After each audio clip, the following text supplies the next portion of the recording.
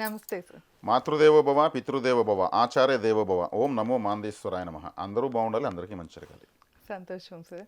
Sir మనమైతే ఈ వీడియోలో వచ్చేసి నక్షత్రాలు, జనరల్గా నక్షత్రాలు రాసులు అనగానే అందరూ కూడా మాకెలా ఉంది అని ఖచ్చితంగా చూసుకుంటూ ఉంటారు. ఒక్కోసారి మేము పుట్టినప్పటి నుండి చాలా కష్టాలు పడుతున్నాం అని కొన్ని కామెంట్స్ కూడా మనం చూస్తూ ఉంటాము. కొందరు ఓవర్ నైట్ స్టార్స్ అయిపోతూ ఉంటారు. ఇలా ఎందుకు జరుగుతూ ఉంటాయి అంటే, ముఖ్యంగా మనం నక్షత్రాలు రాసుల గురించి మాట్లాడుకుంటున్నాం కనుక, ఇలా అదృష్టంగా భావించే నక్షత్రాలు రాసులు ఏవుంటాయి సార్? అలాగే దురదృష్టంగా భావించే నక్షత్రాలు రాసులు, వీటి గురించి కొంచెం క్లియర్ ఎక్స్ప్లెనేషన్ ఇస్తూ, ఎందుకంటే చాలామందికి ఆసక్తిగా ఉంటుంది తెలుసుకోవాలని చెప్పి, వాళ్ళు పుట్టిన నక్షత్రం ఎలాంటిది అని తెలుసుకోవాలని. అలానే ఏవైనా వాళ్ళకి దుష్ప్రభావాలు ఉంటాయి కదా, అలాంటి వాటికి తప్పించుకోవటానికి ఏమైనా పరిహారం కూడా ఉంటుందా? ఈ విషయాలన్నీ కూడా ఒకసారి తెలియజేస్తారా? ఇది ఇప్పటివరకు నేను కూడా ఏ ఛానల్లో కానీ ఎవరు కానీ ఇంతవరకు చెప్పలేదు. చాలా ఆసక్తికరమైన విషయం ఇది. ఎందుకంటే నక్షత్రాలు 27 మంచివే, అంతే. నక్షత్రాలు 27 చెడ్డవే, రాసులు 12 మంచివే, రాసులు 12 చెడ్డవే. ఏది మంచి చేస్తుందో అదే చెడ్డ చేస్తుంది, ఏది చెడు చేస్తుందో అదే మంచి చేస్తుంది. అంటే మంచి చేసినటువంటి వాడు అంటే నమ్మినవాడు నమ్మక ద్రోహం చేస్తున్నాడు కదా. అవును, నాకు ఎంతో ఉపయోగపడిన వ్యక్తి ఈరోజు నన్ను మోసం చేస్తాడు అంటుంటారు. అవును. నాకు శత్రువు అనుకున్న వ్యక్తి నాకు ఈరోజు ఉపయోగపడ్డాడు అంటుంటారు. ఎవరైతే శత్రువుగా ఉంటాడో అతను ఒక సందర్భంలో ఉపయోగపడి అతను మిత్రుడుగా మారుతూ ఉంటారు. ఎవరైతే మిత్రుడుగా ఉంటారో అతనే శత్రువుగా మారి, మాది 10 సంవత్సరాల ఫ్రెండ్షిప్, మేము ఉన్నట్లు ఎవరు లేరు, ఇంకా మేము లైఫ్ టైం ఫ్రెండ్స్ అనుకున్నాం. అట్లాగే రాసులు కూడా అలాగే ప్రభావం చూపిస్తాయి. ఇది నక్షత్రాల్లో చెడు నక్షత్రాలు అంటే ఏమి మనం చెప్పేది ఉంటుంది. అన్ని నక్షత్రాలు శక్తివంతమైనవే. ఉదాహరణకు శ్రీకృష్ణుడు రోహిణి నక్షత్రం పుట్టాడు, నరసింహస్వామి స్వాతి నక్షత్రం పుట్టాడు, శ్రీరాముడు పునర్వసులో పుట్టాడు, అదేవిధంగా వరాహస్వామి జ్యేష్ఠ నక్షత్రం పుట్టాడు, వామన అవతారము శ్రవణ నక్షత్రం వచ్చింది, వెంకటేశ్వర స్వామిది ఉత్తరాభాద నక్షత్రం అంటారు, కామధేనుడు ఉత్తరాభాద నక్షత్రం, చిత్తా నక్షత్రం కంచి కామాక్షి అమ్మవారిది అంటారు, పుబ్బా నక్షత్రము అమ్మవారు సాక్షాత్తు లలితా త్రిపుర సుందరని లేదా ఏదైనా అమ్మవారనే చెప్తారు, ఆశ్లేష నక్షత్రం వారాహి మాతది అంటారు. అంటే వీళ్ళందరూ ఆ నక్షత్రాలు ఉద్భవించారు, అంతే కదా. వీళ్ళు ఉద్భవించక ముందు ఆ నక్షత్రాలు ఉన్నాయి కదా. అంటే వీళ్ళకన్నా ప్రాచీనమైనవి కదా నక్షత్రాలు. శ్రీకృష్ణుడి తర్వాత రోహిణి నక్షత్రం రాలేదు, రోహిణి నక్షత్రాన్ని ఆయన సెలెక్ట్ చేసుకున్నాడు. అంటే దేవతల కన్నా ప్రాచీనమైనవి నక్షత్రాలు. వీళ్ళే వచ్చి ఆ నక్షత్రం రోజు వీళ్ళు జన్మిస్తున్నారు. ఆ నక్షత్రంలో వచ్చే రేస్ ఉన్నప్పుడు భూమిపైకి వీళ్ళు జన్మ తీసుకుని వస్తున్నారు. ఆరుద్ర నక్షత్రంలో శివుడు ఉద్భవించాడు. మరి శివుడు ఉద్భవించకముందు ఆరుద్ర ఉంటేనే కదా, అంతే కదా. సాక్షాత్తు శనేశ్వరుడు రేవతి నక్షత్రం పుట్టాడు, దేవగురువు బృహస్పతి పుష్యమి నక్షత్రం పుట్టాడు. ఇట్లా ఉంది. అంటే వీళ్ళందరూ కూడా ఒక నక్షత్రంలో వచ్చి ఉద్భవించారు, లోకానికి అందించబడ్డారు. అంటే వీళ్ళకన్నా ప్రాచీనమైనవే నక్షత్రాలు. దేవతలే ఈ నక్షత్రాలు సెలెక్ట్ చేసుకున్నారు. జ్యేష్ఠ నక్షత్రం జ్యేష్ఠాదేవిది, దేవేంద్రుడిది, దేవగురు దేవేంద్రుడు జ్యేష్ఠలో పుట్టాడు. విశాఖ నక్షత్రం సుబ్రహ్మణ్య స్వామిది, అశ్విని నక్షత్రం సరస్వతి దేవిది, హస్త నక్షత్రం ఉత్తరాషాఢ వినాయకుడు చెప్తారు. మరి శతభిషము భరణి, దుర్యోధనుడు, భరణిలో దుర్యోధనుడు పుట్టాడు, యమధర్మరాజు పుట్టాడు అంటారు. శతభిష నక్షత్రం కూడా యమధర్మరాజు పుట్టాడు అంటారు. మరి ఇప్పుడు చెడ్డవేవి? వీళ్ళంతా సృష్టి పాలకులు, వీళ్ళే వచ్చి జన్మలు తీసుకుంటున్నారు. మరి ఇక్కడ చెడ్డవేమి అంటే చెడ్డ అని కాదు, కాకపోతే పుట్టుకతోనే అంటే కొంతమంది ఎన్ని సంవత్సరాలు మేము కష్టపడుతున్నా కూడా ఫలితం చూడలేకపోతున్నాము, ఈ దరిద్రాన్ని అనుభవిస్తున్నాము అనుకుంటున్న వాళ్ళు చాలా మంది ఉంటూ ఉంటారు. ఈ వ్యక్తిగత జాతకంలో అశ్విని 1వ పాదము, మకా 1వ పాదము, మూల 1వ పాదము, అదేవిధంగా ఆశ్లేష 4వ పాదము, జ్యేష్ఠ 4వ పాదము, రేవతి 4వ పాదం, ఈ 6 పాదాలు గండాంత నక్షత్రాలు. తీవ్రమైన దోషాన్ని ఇస్తాయి. అంటే ఎలాంటి దోషాలు? వాళ్ళు ఎలాంటి? ఆశ్లేష 4లో ఉన్నటువంటి నక్షత్రం, ఆశ్లేష 4వ నక్షత్రంలో 4వ పాదంలో ఎవరైనా పుట్టినా, లేదు వాళ్ళ జన్మజాతకంలో ఆశ్లేష 4లో ఏదైనా గ్రహం ఉన్నా, మెడకు చుట్టుకుని ఉన్న పాము వాళ్ళని గట్టిగా మాట్లాడనీయదు. ఒక మధ్యస్థం జరుగుతుంది. ఆశ్లేష 4వ పాదంలో ఎవరికైనా గ్రహం ఉన్న వ్యక్తి మాట్లాడాలి, ఆ టైంలో మాట్లాడు. నోరు తెరిచి మాట్లాడరా, నువ్వు మాట్లాడకపోతే మేము మాట్లాడే ప్రయోజనం లేదంటే మాట్లాడలేడు. ఇది మాట్లాడలేదు. జ్యేష్ఠ 4వ పాదంలో ఉన్నది ఒళ్ళంతా చుట్టుకుని ఉన్న పాము, జ్యేష్ఠ 4లో ఉన్నది. వీళ్ళు ఏది ఎంత శ్రమ పెట్టినా వీళ్ళు ఫలితం రాదు. ఒళ్ళంటే మూలం శ్రమించాలి కదా, ఏ కష్టం చేసినా వీళ్ళకి ఫలితం రాదు. రేవతి 4వ పాదంలో ఉన్నటువంటి పుట్టినటువంటి గ్రహం ఉన్న వాళ్ళకి కాళ్ళు చుట్టుకున్నటువంటి పాము అని అర్థం. ఎక్కడికి ఏ పని కానిది ఏ కార్యం జరగదు వీళ్ళకు. ఓకే. ఊరికే జీవితాంతం అంతేనా? అంతే. దీనికి పరిహారాలు ఉన్నాయి. ఓకే. ఆశ్లేష 4వ పాదంలో పుట్టిన వాళ్ళకు విధవా శాపము, ఓ. విడోస్, గత జన్మలో ఎవరైనా విడోస్ శాపం పెట్టుంటే వాళ్ళ పూర్వీకులు ఎవరైనా ఆ కాలంలో కొంతమంది గ్రామాల్లో ప్రేమించి పెద్దలు ఒప్పుకోకుండా వాళ్ళు ఆమెను బాధ పెట్టి మా పెద్దవాళ్ళు ఒప్పుకోలేదని వేరే వాళ్ళని పెళ్లి చేసుకుంటే ఆమె శపించుండొచ్చు. ఓ, దానివల్ల వీళ్ళు ఏమి అనుభవిస్తారు ఈ జన్మలో? వాళ్ళ వంశంలోకి ఎంటర్ అయిపోతుంది. ఓకే. లేదు ఎవరైనా విడోస్కి ఏదైనా అన్యాయం చేస్తున్నా, నమ్మక ద్రోహం చేస్తున్నా అటువంటిది వస్తుంది. అదేవిధంగా ఆశ్లేష 4 పక్షి శాపము, పక్షి శాపం. వీళ్ళకి బ్రీతింగ్ ప్రాబ్లమ్స్ ఉంటాయి, గల్ల కట్టేస్తూ ఉంటుంది, మాటికి ఎక్కువ ఇంగులు ఉంచుకుంటూ ఉంటారు. బ్రీతింగ్ ప్రాబ్లమ్స్, ఎక్కువగా దగ్గులు తేపులు రావడము, దగ్గులు రావడము, ఇక్కడ గల్ల కట్టేసి ఫ్లమ్ చేరిపోవడం ఇలాంతా జరుగుతూ ఉంటుంది. అప్పుడు ఏం చేయాలి? ఆశ్లేష 4వ పాదం కూడా ఒక 2 పావురాలు తీసుకొని గాల్లో వదిలేయాలి. పక్షి శాపం నివర్తించబడుతుంది. అదేవిధంగా ఆశ్లేష 4వ పాదం ఉన్నప్పుడు శివాలయానికి వెళ్ళి శివుడికి అభిషేకం చేసి చక్కగా ఆశ్లేష 4 ఉన్నప్పుడు కంచి ఉంటుంది కదా, తమిళనాడు కంచి, కాంచీపురంలో వరదరాజ స్వామి టెంపుల్ ఉంది. ఆ వరదరాజ స్వామి టెంపుల్లో తేనెతో అభిషేకం చేస్తారు. ఆ అభిషేకానికి 1 లీటర్ తేనె తీసి బయటకు వచ్చి ఎవరికైనా విడోస్, వాళ్ళ ముసలి వాళ్ళైనా పర్లేదు, ఎవరైనా సరే వాళ్ళకి ఏదైనా ఫుడ్ తీసి, డబ్బులు ఇచ్చి, వాటర్ తీసి బ్లెస్సింగ్స్ తీసుకోవాలి. లేదు భర్త చేత విడవబడిన వాళ్ళు కొంతమంది ఉంటారు, వాళ్ళు కూడా సహాయం చేసి బ్లెస్సింగ్ తీసుకోవాలి. ఆశ్లేష నక్షత్రం చేసి ఆ నక్షత్రం ఉన్న రోజు చేస్తే మంచిది అంటారు. ఇందాక విడోస్ శాప ఉంటుంది అన్నారు కదా, అవును, వాళ్ళు ఏం చేయాలి? విడోస్ శాప ఉంటే అదే ఆశ్లేష 4లో పుట్టిన వాళ్ళకి వాళ్ళకి ఇలా చేయాలి. ఈ పక్షులను వదిలేయాలి, ఈ కంచి వరదరాజస్వామి టెంపుల్లో తేనె అభిషేకాన్ని తీసివ్వాలి, విడోస్కి సహాయం చేయాలి. ఇలా ప్రతి నెల ఆశ్లేష నక్షత్రం ఈ పరిహారాలు చేసుకుంటా ఉంటే ఇది పోతుంది, ఈ గండాంతర దోషం పోతుంది, ఆ గ్రహము ఫలితాన్ని ఇస్తుంది. జ్యేష్ఠ 4వ పాదంలో ఉంటే గర్భిణీ శాపం, ప్రెగ్నెంట్గా ఉన్నటువంటి వాళ్ళ యొక్క శాపం అని అర్థం. అంటే దీన్ని మనము ఈజీగా అర్థం చేసుకోవచ్చు. పూర్వకాలం ఎవరైనా వీళ్ళ తాత ముత్తాతలు కానీ ఎవరైనా కానీ వీళ్ళ వంశంలో ఎవరైనా ఇష్టపడి వాళ్ళని పెళ్లి చేసుకుంటారని చెప్పి వాళ్ళు ప్రెగ్నెంట్ అయిన తర్వాత వీళ్ళు వాళ్ళని వదిలేసి నీకు నాకు సంబంధం లేదు, నేను కారణం కాదు అని, లేకపోతే 10 మంది పెద్ద మనుషులు పెట్టి కొంత డబ్బులు కట్టించి మీ జాతి తక్కువ వాళ్ళది ఎక్కువ, నీది కూడా తప్పు ఉంది, ఈ డబ్బులు తీసుకో అని చెప్పి ఎంత డబ్బు తీసుకున్నా ఆమె బాధపోతుందా? శాపం పెట్టకుండా ఉంటుందా? ఇది అదేవిధంగా ఆ పెద్ద మనుషులు కూడా ఆ శాపం తగులుతుంది. గర్భిణీ శాపం ఇక్కడ. అంటే కలియుగంలో కూడా శాపాలు ఇవన్నీ కూడా వర్కౌట్ జ్యోతిష్యం తెలియజేస్తుంది. గండాంత నక్షత్రాల్లో వస్తాయి గ్రహాలు ఇలా ఉన్నప్పుడు. నేను వేరే ఒక వ్యక్తి చెప్తే అట్టంతా ఏం లేదండి, మా తాత ఒక ఆయన అప్పట్లో నీళ్లు పట్టుకునే పంపు నీళ్లు దూకుతా ఉంటే అక్కడ ఒక ఆమె గర్భిణికి నీళ్లు పట్టుకుందని వస్తే ఏదో గొడవ పడి తోసేసాడు, ఆమె పడి చనిపోయింది అంటే ఇంక చాలదా? నేను చేయలేదు అంటున్నా. అడుగుతున్నా, అయ్యో బాబు నువ్వు కాదు బాబు, మీ వంశంలో ఉంటుంది, అది అట్టే వచ్చిందంటే ఇప్పుడు సరిపోయింది. కరెక్టే స్వామి, నిజమే ఆయన చెప్తున్నాడు నాకు. మరి ఇప్పుడు చంపేస్తున్నారు కదా సార్, వాళ్ళు వస్తాయి నక్షత్రంలో పుడతారు వాళ్ళు, ఏదో వాళ్ళు చేసేటువంటి విధానం బట్టి ఈ గండాంత నక్షత్రాల్లో గ్రహాలు వచ్చి కూర్చుంటాయి. అక్కడ గురువే ఉన్నా శుక్రుడే ఉన్నా ఎవరున్నా సరే తాట పెరికేస్తారు. రేవతి 4వ పాదంలో ఉన్నప్పుడు అది దైవ శాపం, అది మోక్ష నక్షత్రం, చివరి నక్షత్రం, 27 నక్షత్రం, చివరి నక్షత్రం మోక్ష నక్షత్రం ఉంటారు. దైవ శాపం ఏదైనా ఆలయానికి సంబంధించిన డబ్బులు తినేయడము, ఆలయంలో ఇంకేదన్నా ఉండి చోరీ చేయడము, లేదా ఆలయానికి సంబంధించి ఏ విధమైన దోషం అంతా చేస్తుండి అదే ఆలయంలో నేను చేయలేదు అని ప్రమాణం చేసేసి బయట వచ్చేసి దేవుడు ఉండలేదు ఏమీ లేదు, అప్పుడు దైవ శాపం వస్తుంది. నువ్వు చేయలేదని చెప్పి దేవుడి దగ్గర ప్రమాణం చేసి ఊర్లో మేము అడగము అనేస్తారు, ప్రమాణం చేసి వచ్చేస్తారు, చేశాను ఒప్పుకుంటే కట్టేసి కొడతారు. ఇదేమవుతుంది తర్వాత వాళ్ళలో ఆ రేవతి 4లో వస్తుంది. ఇప్పుడు నేను ఆశ్లేష జ్యేష్ఠ రేవతి గురించి చెప్పాను.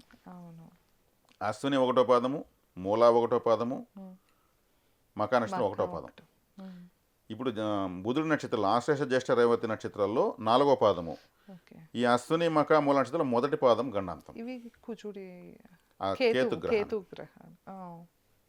వీళ్ళకి సార్ వీళ్ళకి అశ్విని ఒకటో పాదంలో ఉన్న వాళ్ళకు పితృశాపం. పితృశాపం దైవశాపంగా మారుతుంది.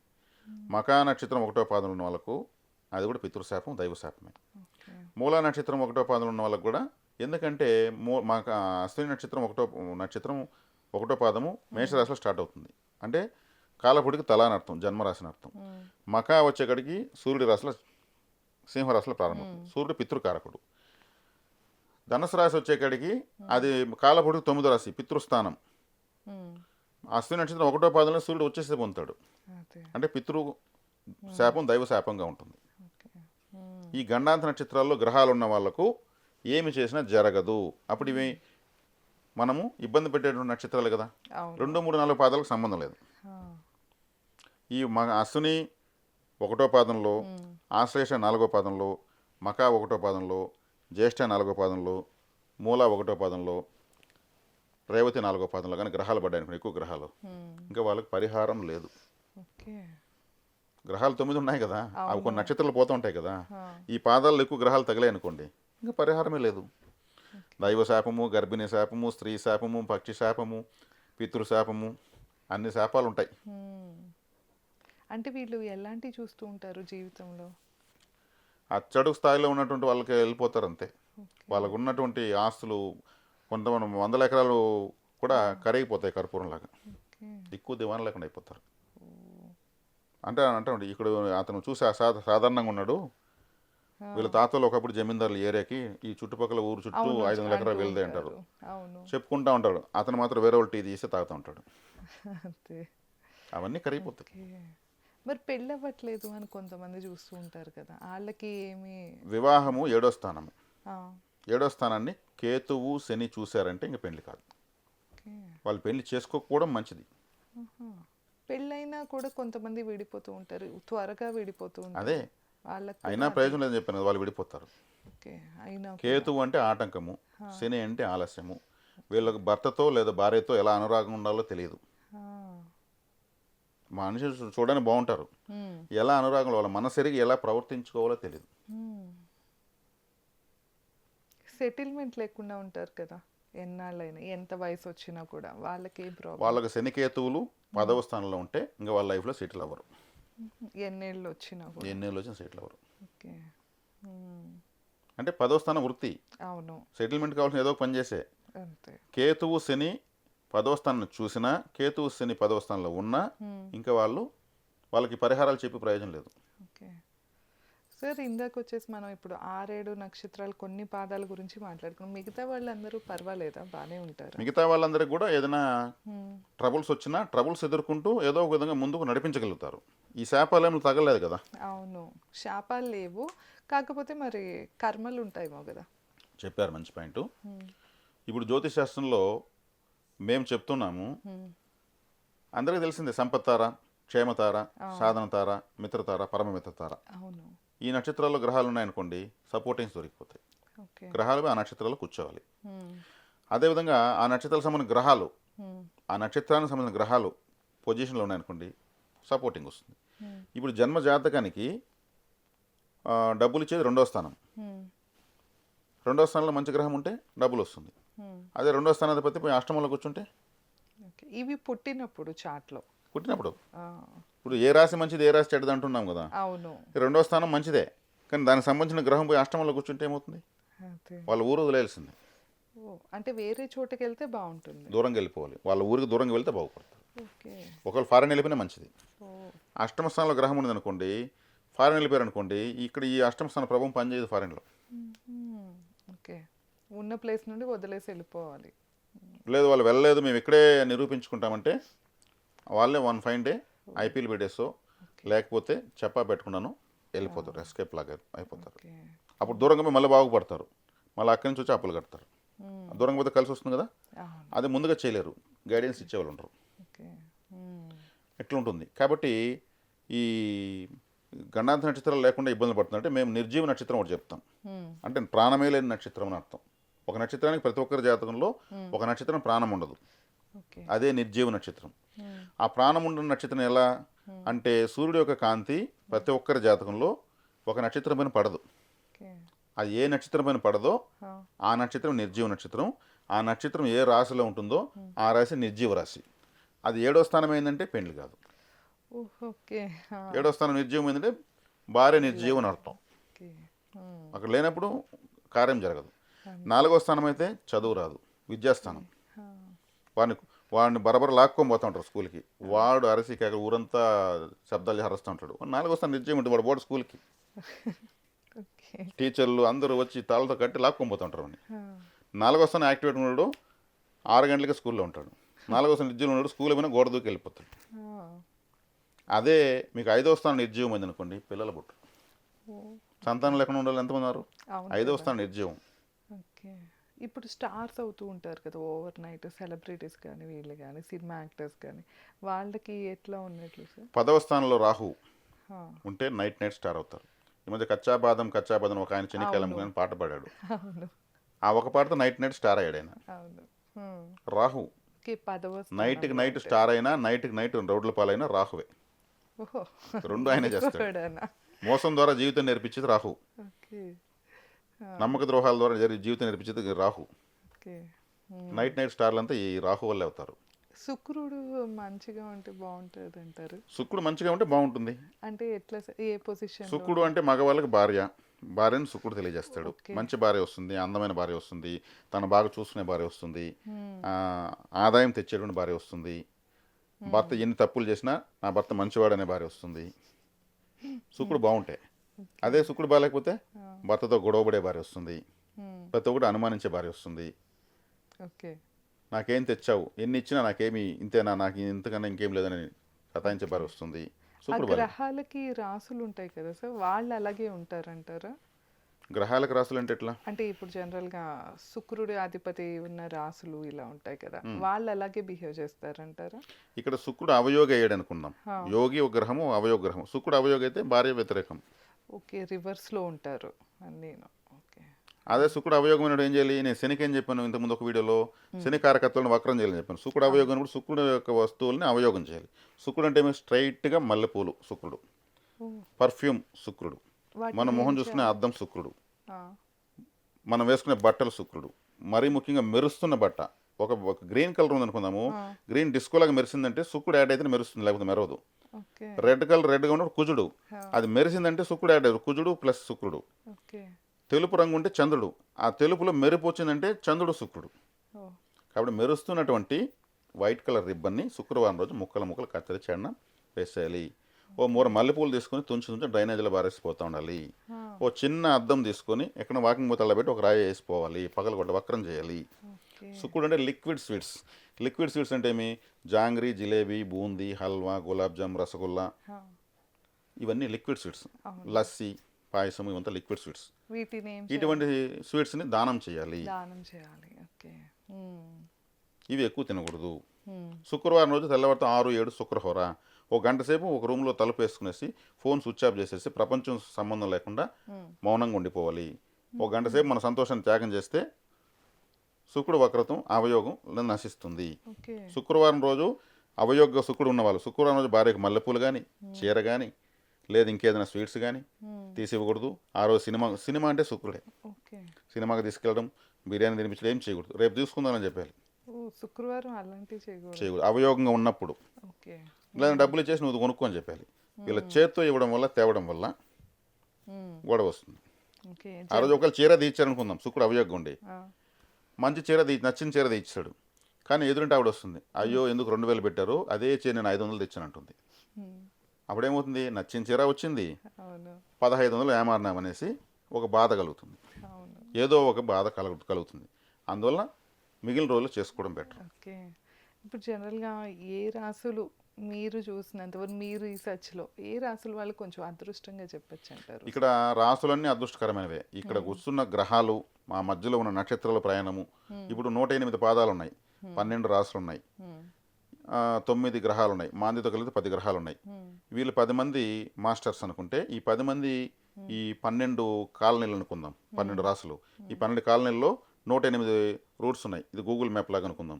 వీళ్ళు ప్రయాణిస్తూ ఉంటారు. ఎవరు ఏ గ్రహం ఎక్కడ ప్రయాణిస్తూ ఉంది, కంఫర్ట్లో జోన్లో ఉంది, అన్కంఫర్ట్ జోన్లో ఉంది, ఓకే.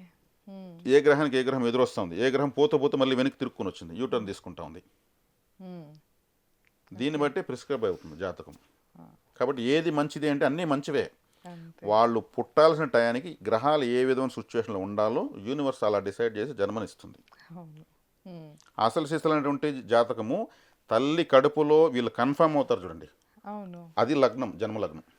ఓకే. కానీ అది ఎవరికి తెలియదు కదా సార్. తెలియదు. ఎలాగ వీళ్ళు మరి? పుట్టినప్పుడు బ్రీతింగ్ చూసుకున్నప్పుడు చేస్తారు. ఇక్కడి నుంచి వెనక్కి 9 నెలలు వెనక్కి లెక్కేసుకొని ఈ పుట్టిన ముహూర్తానికి 9 నెలలు వెనక్కి లెక్కిన గంటలు లెక్కేసుకుంటే ఎప్పుడు తల్లి కడుపులో ఇతను కన్ఫర్మ్ అయ్యాడు, ఈ కణంగా అతను పిండంగా మారే టైం వచ్చిందని వెనక్కి లెక్కేసుకుంటే వస్తుంది ఆ ముహూర్తం కూడా.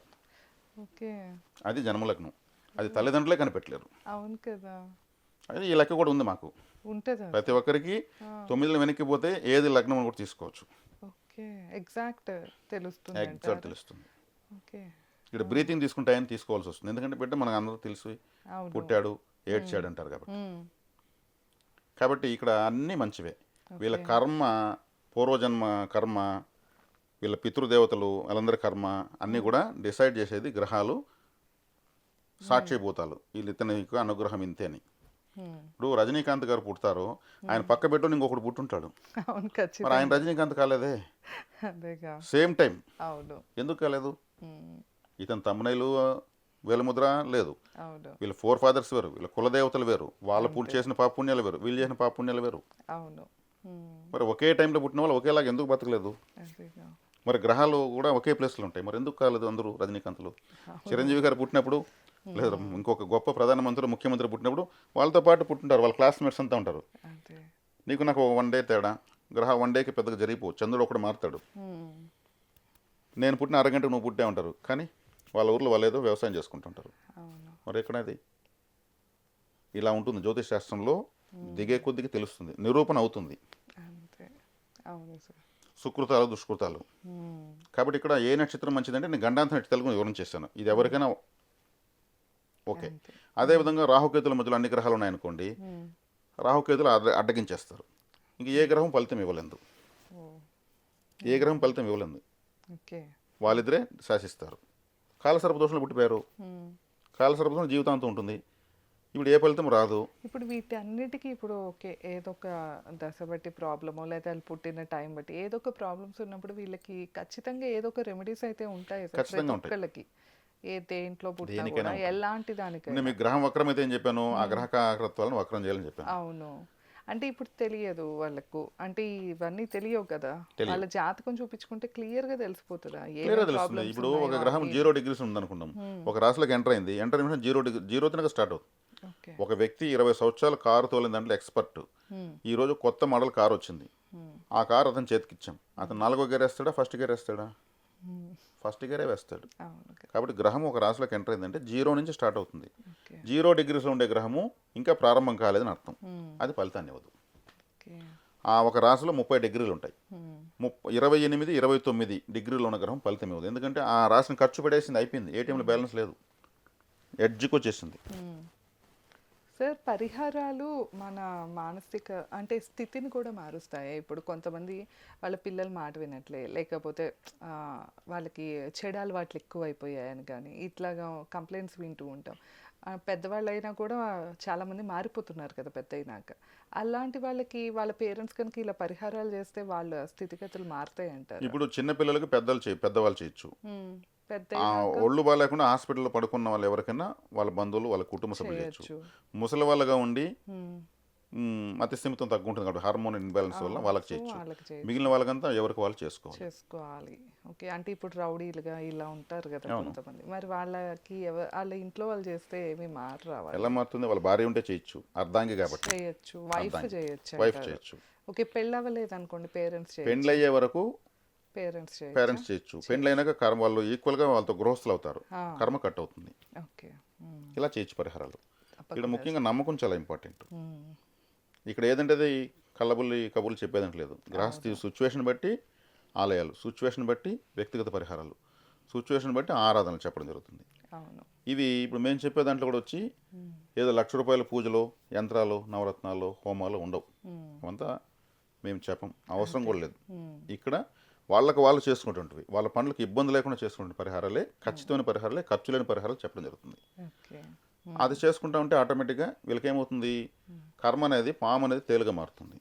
దాని తీవ్రత తగ్గించుకోగలుగుతారు. అంతే. కర్మను ఎవరు తప్పించలేరు అంటూ ఉంటారు కదా. అవును. మరి అప్పుడు జాతకాలు ఎందుకు, దేవుళ్ళు ఎందుకు? అప్పుడు ఏది వస్తే అదే ఎదుర్కోవచ్చు. మంచి ఉంటే మంచి, చెడ్డ ఉంటే చెడు. దాని యొక్క చెడు ఫలితాన్ని, తీవ్రతను తగ్గించుకోండి. డిస్కౌంట్ తీసుకోవడమే పరిహారం. అంతే. గ్రహాలకు పరిహారం అంటే గ్రహాలను ఏమార్చడం అని అర్థం. గ్రహాలను ఏమార్చేదానికంటే మేము చెప్పం, పరిహారం అంటాం. దాని మీనింగ్ పరిహారం. మస్కా కొట్టించడం అని అర్థం. అదే. దానికి విన్నసొంపుగా పరిహారం అని చెప్తాం.